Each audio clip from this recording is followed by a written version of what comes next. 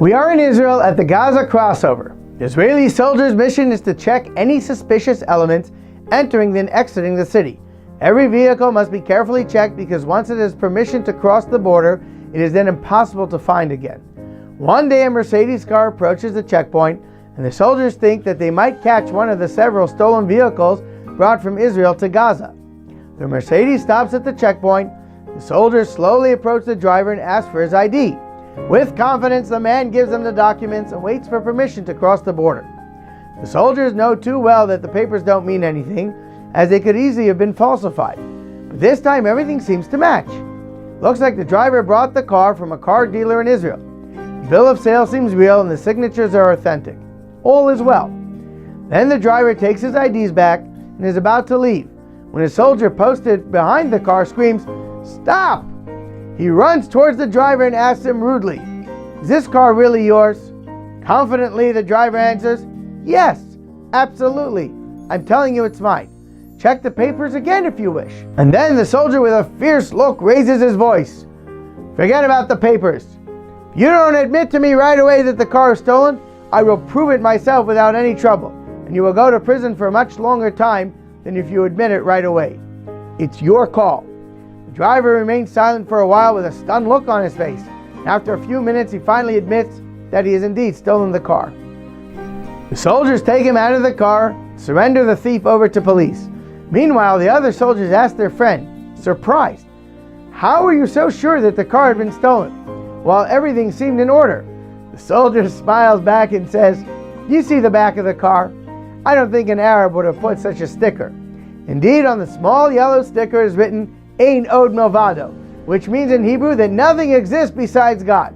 This is a typical Jewish quote. In his hurry to steal the Mercedes car and bring it back to Gaza, the Arab driver didn't notice this small element on the back of the bumper sticker of his car, which ended up betraying him. After searching the vehicle, the soldiers discovered the owner's name, David. They call him and explain how they found his stolen car. David's reaction on the phone is so loud that almost everyone hears him. "Incredible! Amazing! Now I know that Hashem is the one and only God." We could understand his joy, but something else prompted the realization that Hashem manages everything. In order to understand, let's go back in time. David lives in Ma'ale Adumim, a city in Israel. He's not religious, but at times he attends weekly learning programs sponsored by a local yeshiva. Students often invite him to learn with them, but he always refuses.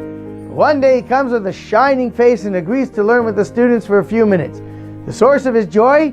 His brand new Mercedes. After learning for a while, he is about to leave when a student asks him, "Aren't you worried to own such a fancy car? Aren't you afraid that someone might steal it?" David answers, "In the beginning it's true. I was a little nervous, but I bought the best alarm on the market, as well as an anti-theft system which prevents the wheel to move." The student smiles and says, "I have a great way to prevent your car from ever being stolen."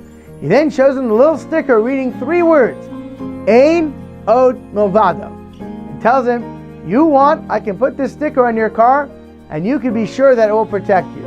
David thinks for a few seconds. He hesitates, but he ends up agreeing and says, "After all, why not? This will bring my luck."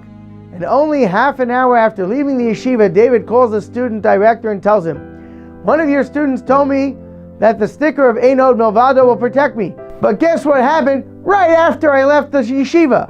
My Mercedes was stolen. Could you tell me why Hashem let such a thing happen?" The principal answered calmly, "David, don't panic. I'm convinced that because you put the sticker on your car, Hashem will protect your car. You see, you'll find it and you'll get it back. In the meantime, I will get the boys together and ask him to read some Tehillim for you." And indeed, only a few hours later, the Mercedes was caught by the soldiers. This is why, when David had learned how the sticker had saved his car, he couldn't contain his astonishment. He had the feeling to having witnessed the miracle himself, which prompted him to scream, "Hashem is the one and only God." This story was told to Reb Chaim Kanievsky, and then he was asked whether or not we would be allowed to put a sticker on a Jew's car without permission. Indeed, since halacha allows us to give merits to another person without his or her permission, maybe this law could have applied to a sticker as well. The rabbi answered, "I don't think that the sticker is responsible for saving the man's car.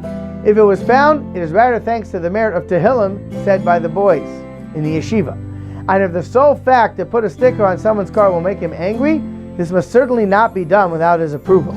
In any case, whether the sticker that saved the car or not, we can learn from this the story that Ein Od Milvado. Nothing exists besides God. Believe it and live it according to this quote, and you'll see miracles. Shabbat Shalom.